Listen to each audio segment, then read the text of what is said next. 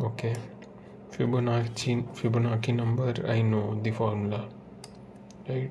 It's f of n equals f of n minus 1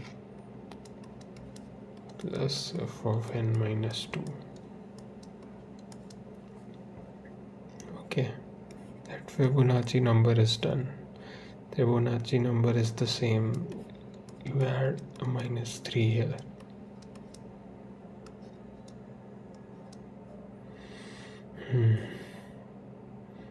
Stairs is also same.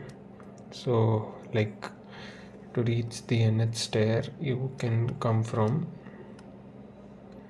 the n minus 1th stair or n minus 2th stair, right? So the number of ways to come here is equal to number of ways of coming here plus number of ways of coming here, right? And the minimum cost one is also minimum cost one is also easy. It's that to come to nth stair, you can come from n minus 1th stair or n minus 2th stair. So the minimum cost of coming here will be either the cost of coming to here or coming to here. So okay, there's also a cost of climbing this step. The minimum cost of coming here at n minus 2 plus the cost of this step. That is one way to reach here. And then minimum cost to reach here plus the cost of this step. That is also one way. Now this we take the max of both of them.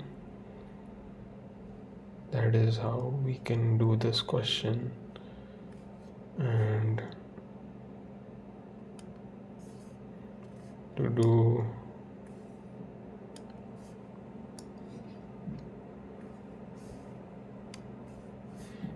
this question, cutting rod, max segments, this can be done. So we are given a rod, we can cut it into either, we can cut the rod into a segment of length x or y or z. तो ये बड़ा सा rod है, इसमें मैं तो या तो x लेंथ का कट मार सकता हूँ या y लेंथ का या z लेंथ का. Okay, what is the maximum number of segments I can make from this rod of length n? अगर n लेंथ की रॉड दी है तो पीछे से try making n cut of x. That will give me one segment and then you can recurse for n minus x, right? कि अब n minus x length में कितने maximum number of segments बना सकता हूँ मैं, right? So that is one way. You can other ways to cut a segment of length y, उससे भी एक नया segment बनेगा and then n minus y length की लेंथ बची, उसमें रिकर्स करके फाइंड मैक्सिमम कितने सेगमेंट्स बना सकता है. तो बेसिकली एक सेगमेंट पीछे से कट करने का ऑप्शन है, x में कट कर, y में कट कर या z में कट कर, and recurs for the remaining length कि कितने मैक्सिमम बना सकता है. और वो जो भी मैक्स देगा, चूज दैट कट लेंथ. अगर y लेंथ का कट करने से तेरे पास ये सबसे ज़्यादा आ रहा है, इन दोनों से ज़्यादा आ रहा है, तो take that. Okay,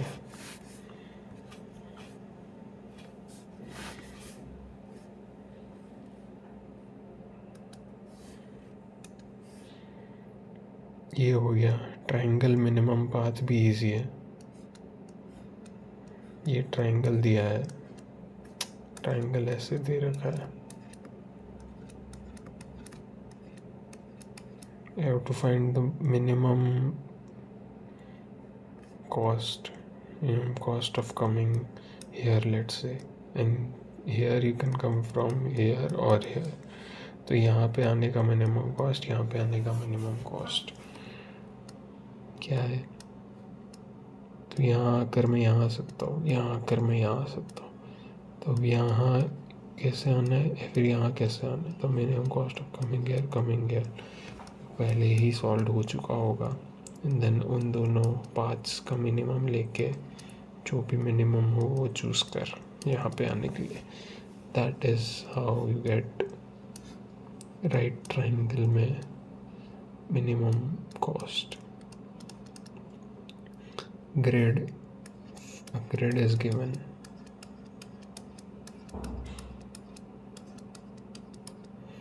You want to come here. यहाँ कैसे इन तीनों पाथ से आ सकता हूँ शायद, तो इन तीनों के लिए सॉल्व कर ले and then you can solve for this easy. Number of paths भी ऐसे सॉल्व हो जाएगा। ऑब्स्टिकल वाला भी ईजी है। वाटर ओवरफ्लो, ये दूसरा सवाल है।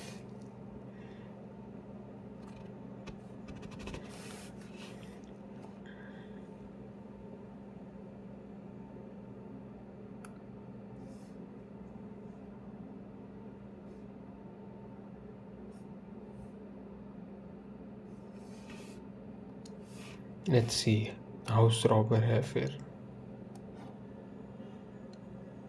क्या? रॉबर के पास n हाउसेस है, हर हाउस में कुछ प्रॉफिट है, उसको मैक्सिमाइज करना है खुद का प्रॉफिट।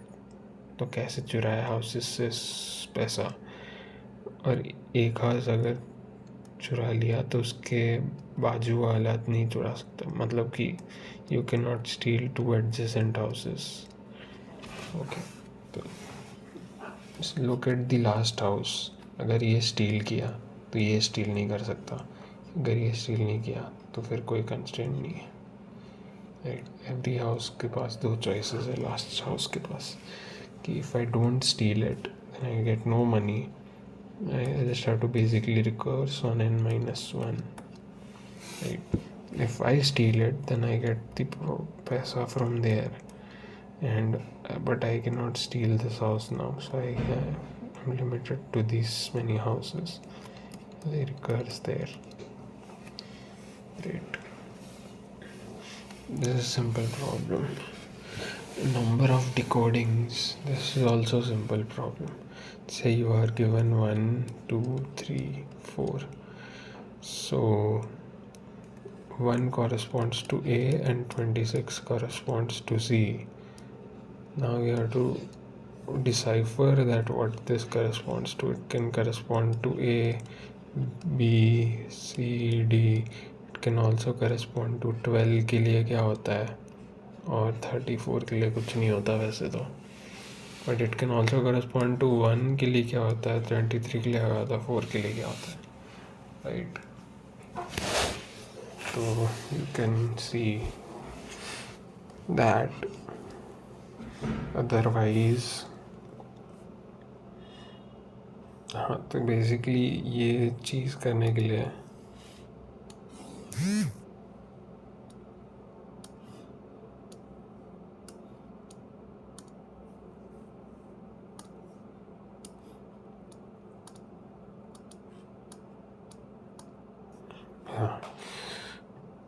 बेसिकली डिकोडिंग्स फाइंड करने के लिए स्ट्रिंग दी है 1 2 n लेंथ की।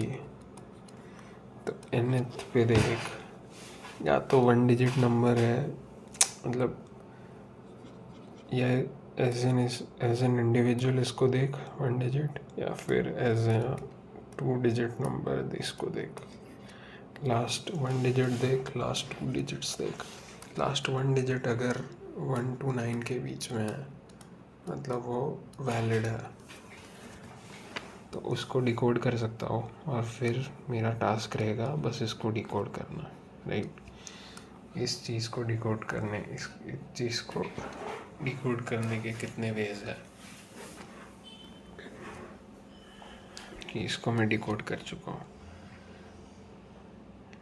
और लास्ट 2 डिजिट्स देख। अगर ये 10 और 26 के बीच में है मतलब लास्ट के 2 डिजिट्स भी मैं डिकोड कर सकता हूँ इनटू एन अल्फ़ाबेट, और फिर उसके बाद n-2 से 1 इनको डिकोड करने का सवाल बचता है, right. So problem depends on F of N का solution depends on S of N and S of N minus 1, ये दोनों स्ट्रिंग्स पर डिपेंड करता है। अगर ये वैलिड है तो f of N minus 1 add होगा, मतलब ये वैलिड है तो इसको डिकोड करने की कितने वेज है के बाद ये, मतलब पूरा का पूरा स्ट्रिंग डिकोड करने के इतने वेज तो है, और भी वेज है। अगर ये दोनों वैलिड हो जाए तो n-2, तो ये स्ट्रिंग को डिकोड करने के कितने वेज है, तो ओवरऑल स्ट्रिंग को डिकोड करने के भी उतने नए वेज होंगे। तो ये दोनों वेज ऐड कर दे तो एफ ऑफ एन मिल जाएगा। पर ये 2 ही ऑप्शन है एट दी एंड डिजिट, और उससे ज़्यादा कोई ऑप्शन नहीं है। फेंस पेंटिंग वाला क्वेश्चन, मान लो n फेंसेस दे रखी है और n फेंसेस दे रखी है और हमें क्या करना है, हमें ये डिसाइड करना है। ओके, और k कलर्स दे रखे हैं शायद, इन फेंसेस एंड k कलर्स